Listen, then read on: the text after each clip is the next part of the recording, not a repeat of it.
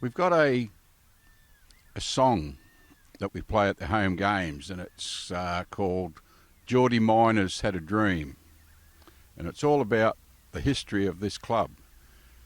And the person that wrote it, it's unbelievable. Geordie Miners had a dream to build a football team. And that's what has happened in the town here.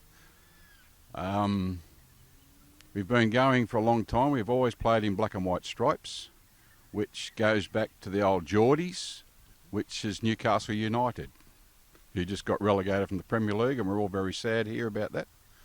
But that's where Weston got their colours.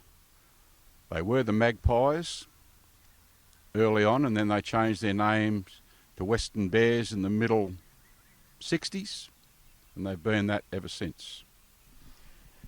Going back, I guess, 40 years prior to 1960, you had a lot of success in competitions such as the Hemmings Cup, the Kerr Cup, and the Stevenson's Cup. What do you know about those earlier days in those competitions? Well, I think one of them was the State Cup, which was played all over New South Wales, and we've just found that State Cup, which we last won in 1936, and a gentleman found it in a second-hand shop, and we're having it restored at the moment. We were the last club to win that trophy, and it's just the Hemmings Cup, I think, was the one just all the local clubs played in, and the Ellis was the Newcastle. But we were very successful in them days. And of course, you had the first player, I understand, to represent Australia coming from this part of the world. Well, yes, and my grandfather's brother, Jack Gilmore, actually played for Australia and scored two goals against China.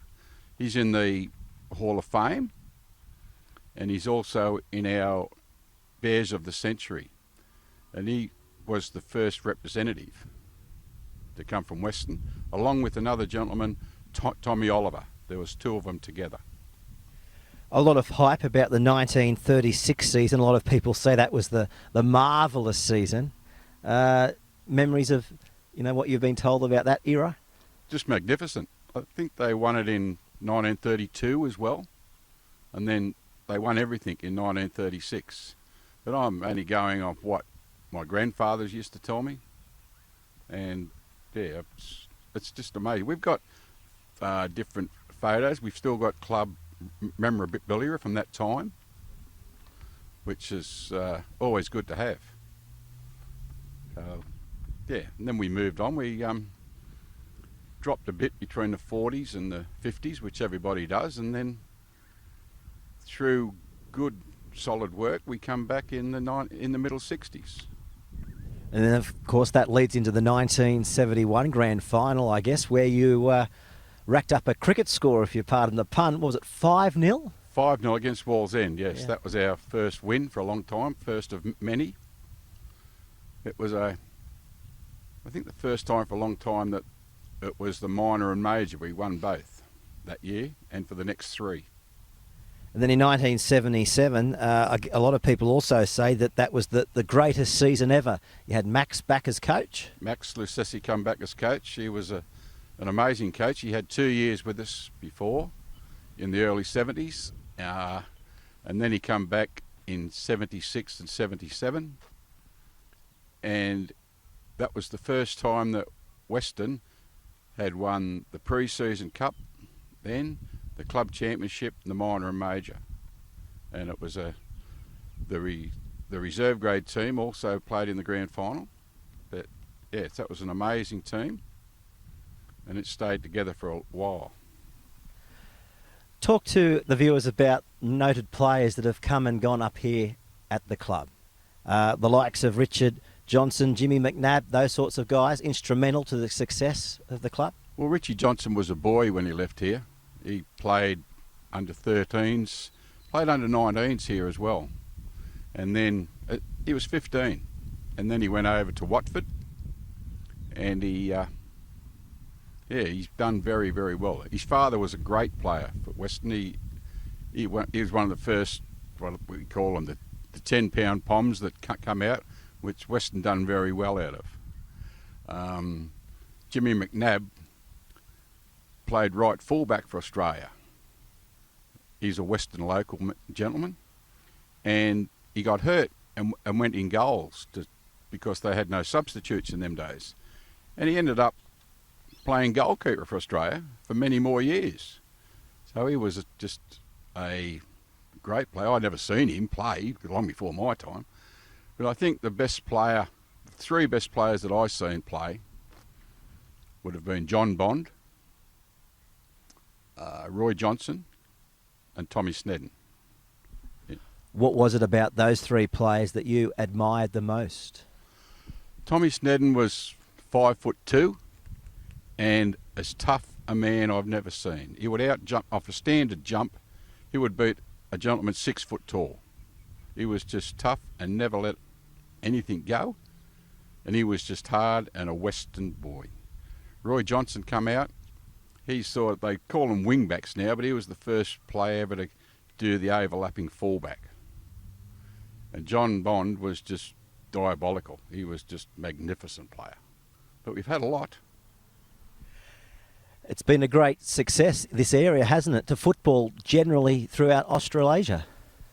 Well, yes, we've got, on our honour board inside the club, we've got the internationals that have come out of this club. I think there's about 15 or 16 internationals that have come from Weston while playing at Weston to go on and play for Australia while they're playing at Weston. And no one knows how we do it, but it's just hard work and we just do it. So that is the secret, just get out here, train, and hopefully push on from there. Well, my greatest thing is youth development. And I was involved heavily when we sent Brett Gemmell, who was a young gentleman that was played with us. And he was 16 and we got him apprenticeship at Middlesbrough.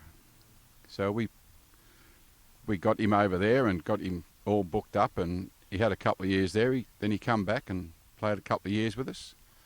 And then he moved on to KB United and went to better things. We had another young fella, Peter Murray. I always say this was my greatest achievement with the club, but it had nothing to...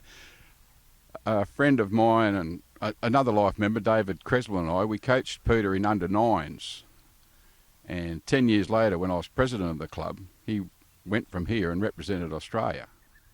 And I think that was my greatest, that I look back and, we have all the grand finals and the thing, but me personally, that was, I don't think I was that good of a coach for the kid, but that was good. It was, yeah. And then that was all. But yeah, now we've had some good teams, the players come and go. But I think what's kept us where we are is stability at the top. And if you've got good secretaries, treasurers, presidents, good working committee, that's what keeps you at the top for so long. Let's talk about rivalries over the years. In the early days, I guess it would be fair to say, with close proximity, it would have been Cessnock. Always Cessnock. Always Cessnock. These days, would it be fair to say Maitland? Well, Maitland's just come back up. I'd say, yes, there would be the rivalry there. They played early 70s against us. There was a lot of rivalry there, and then they sort of dropped out for, might be 20 years before we played them and that again. But now, yes, there will be a rivalry. We play them on Sunday, and there will be a little bit of a rivalry there, which is good. I think you've got to have local derbies. That's what it's all about. But I've asked this question to a few of the presidents that we've interviewed so far. There's talk down the track that Newcastle might become semi-professional, professional. How would that hurt Weston? If the players go professional, the administration's got to go professional. So you would have to, if the players went professional, you would have to be professional at the top. So they would have to become employees of the club. And all clubs have got volunteers, so you would still have your volunteers. But your people at the top of the club, your club management, would have to be on the payroll as well. Getting back to Sundays, you said, tackling Maitland. What's the feel around the club for Sunday's clash? We're looking forward to it. Well, I know I am. And a few of my friends and people involved with the club are. Especially now, we've lost, well, there's a few boys that's gone from here to Maitland, and we've got some from Maitland to here. So it should be a good tussle and quite enjoyable. We'll see you on Sunday. Thanks for spending some time with us on BarTV. Appreciated it. It's been a pleasure. Thank you.